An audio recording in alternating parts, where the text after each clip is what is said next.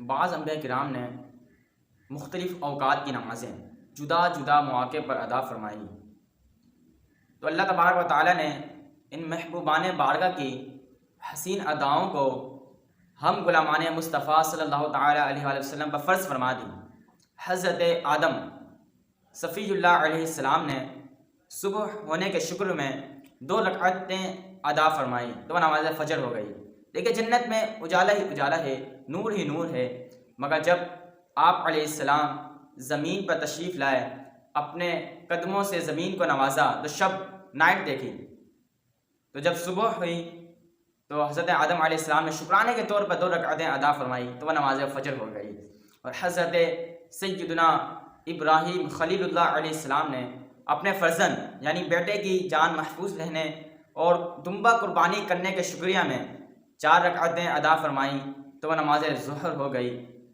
اور حضرت سیدنا عزیر علیہ السلام نے جب آپ کو 100 برس کے بعد دوبارہ زندہ کیا گیا تو آپ نے 4 رکعتیں ادا فرمائی تو وہ نماز عصر ہو گئی۔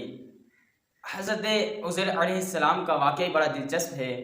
آپ 100 برس تک فوت رہے، آپ کی سواری گدھا بھی گل کر بکھر گیا، مگر آپ کا کھانا اور پانی یعنی کھجور اور انگوروں کا رس محفوظ رہا۔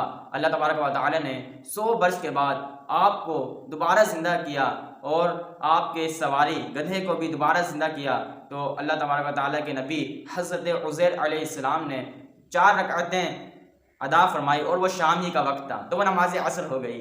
حضرت داؤد علیہ السلام بوقت مغرب 4 رکعتیں پڑھنے کے لیے کھڑے ہوئے، مگر درمیان میں 3 ہی پر سلام پھیر دیا تو وہ نماز مغرب ہو گئی۔